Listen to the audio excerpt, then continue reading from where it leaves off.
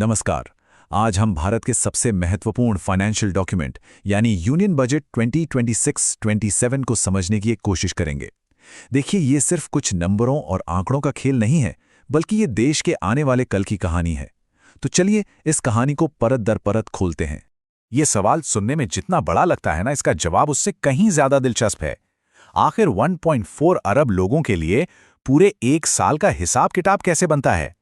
आज हम इसी कॉम्प्लेक्स प्रोसेस को बिल्कुल आसान भाषा में समझेंगे कि सरकार ये कैसे तय करती है कि देश का पैसा आएगा कहां से और जाएगा कहां। किसी भी बड़ी कहानी को समझने के लिए उसके बेसिक समझना बहुत जरूरी है। तो चलिए बजट की ABCD से शुरुआत करते हैं।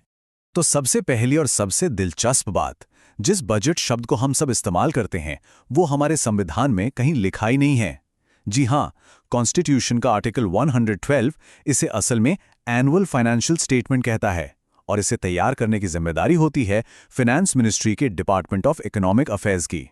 अच्छा, बजट पेश होने से लेकर उसके कानून बनने तक का सफर भी काफी लंबा होता है। ये एक पूरी लेजिस्लेटिव जर्नी है जिसके 5 मेन स्टेप्स होते हैं। सबसे पहले बजट को संसद में पेश किया जाता है, फिर उस पर लंबी बहस होती है, फिर समितियां उसकी बारीकी से जांच करती हैं, लोकसभा में वोटिंग होती है और आखिर में अप्रोप्रिएशन और फाइनेंस बिल्स के पास होने के बाद ये जाकर कानून बनता है। तो सवाल यह है कि सरकार के पास इतना सारा पैसा आता कहां से है? चलिए सरकार के खजाने में झांक कर देखते हैं। सरकार की कमाई का जो सबसे बड़ा हिस्सा है वो आता है टैक्स से, जैसा कि इस चार्ट में साफ दिख रहा है। इनकम टैक्स और कॉर्पोरेट टैक्स, ये दोनों मिलकर कमाई का एक बहुत बड़ा हिस्सा बनाते हैं। मतलब साफ है कि देश की इकोनॉमी की सेहत और हम सबका योगदान सरकार के लिए कितना मायने रखता है। ये चार्ट हमें पिछले कुछ सालों का एक ट्रेंड दिखाता है। यहाँ हम देख सकते हैं कि सरकार की जो कमाई है, चाहे वो कैपिटल रिसीट से हो, मतलब संपत्ति बेचने से, या फिर रेवेन्यू रिसीट्स यानी टैक्स से, वो साल दर साल कैसे बदली है। इससे हमें इकोनॉमी की ग्रोथ का एक अच्छा खासा अंदाजा लग जाता है। तो पैसा कहां से आता है ये तो हमने समझ लिया। अब सिक्के का दूसरा पहलू देखते हैं कि ये पैसा आखिर खर्च कहां होता है, क्योंकि सरकार की प्राथमिकताएं क्या हैं ये उसके खर्चों से ही पता चलता है। सरकार के खर्च को हम मोटे तौर पर 2 हिस्सों में बांट सकते हैं। एक होता है रेवेन्यू एक्सपेंडिचर, जो घर के रोजमर्रा के खर्च जैसा है, जैसे सैलरी, पेंशन, सब्सिडी। और दूसरा है कैपिटल एक्सपेंडिचर, जिसे केपेक्स भी कहते हैं। ये भविष्य के लिए एक इन्वेस्टमेंट है, जैसे सड़कें बनाना, स्कूल बनाना, पोर्ट्स बनाना, जो देश को लंबे समय तक फायदा देते हैं। तो फिर सरकार सबसे ज्यादा खर्च करती कहां है? इस बजट के हिसाब से परिवहन और रक्षा, ये 2 सबसे बड़े क्षेत्र हैं। ये सरकार की प्रायोरिटीज को एकदम साफ दिखाता है। एक तरफ देश की सुरक्षा और दूसरी तरफ देश के कोने कोने को जोड़ने वाला मजबूत इंफ्रास्ट्रक्चर। चलिए अब जरा आंकड़ों से आगे बढ़ते हैं और इनके पीछे की सोच और कहानी को समझते हैं। ये बजट सिर्फ एक हिसाब किताब का दस्तावेज नहीं है, बल्कि विकसित भारत के लिए एक विजन डॉक्यूमेंट है। इस बजट का जो मूल मंत्र है वो इस एक लाइन में छिपा है।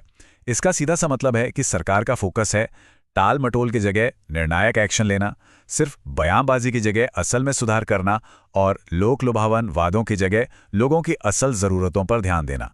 और इस विजन को 3 मुख्य स्तंभों या कह लें कि 3 कर्तव्यों पर खड़ा किया गया है। पहला, इकोनॉमी की रफ्तार को बनाए रखना। दूसरा, लोगों की उम्मीदों और आकांक्षाओं पर खरा उतरना। और तीसरा, ये पक्का करना कि विकास का फायदा समाज के हर तबके तक पहुंचे। और इस पूरे बजट के केंद्र में कौन है?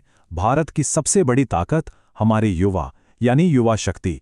स्किल डेवलपमेंट, एंटरप्रेन्योरशिप और इनोवेशन के जरिए युवाओं को सशक्त बनाने पर सरकार का खास जोर है, ताकि वो देश के विकास में सबसे आगे बढ़कर अपनी भूमिका निभा सके। जरा इस नंबर पर गौर कीजिए, 12.2 लाख करोड़ रुपए। ये एक बहुत बड़ी रकम है जो सरकार सिर्फ कैपिटल एक्सपेंडिचर यानी केपेक्स पर खर्च कर रही है।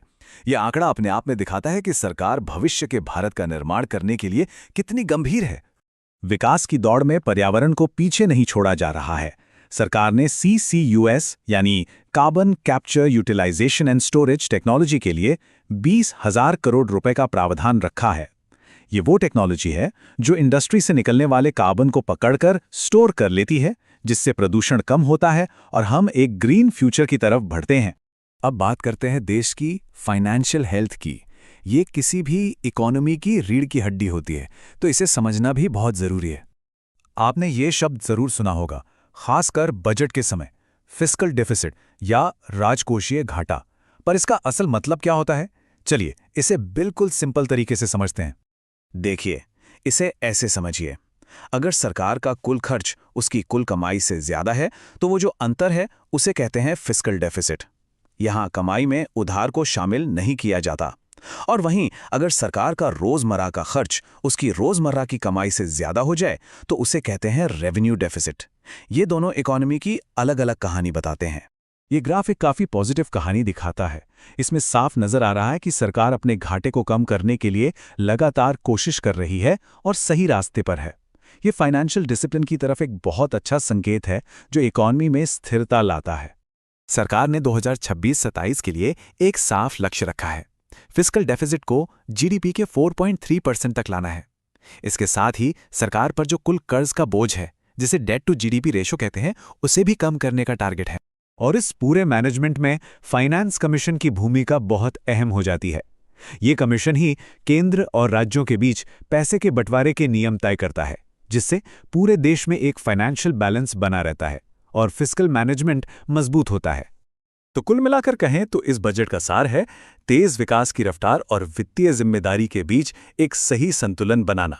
ये विकसित भारत के सपने को हकीकत में बदलने के लिए एक मजबूत नींव रखने की कोशिश है। तो ये है विकसित भारत का बजट। योजनाएं काफी महत्वाकांक्षी हैं, इरादे भी मजबूत दिखते हैं। लेकिन सबसे बड़ा सवाल ये है कि क्या ये बजट दुनिया भर में जो आर्थिक उथल-पुथल चल रही है, उन ग्लोबल हेडविंड्स का सामना करने के लिए तैयार है? इस सवाल का जवाब तो हमें आने वाला वक्त ही देगा।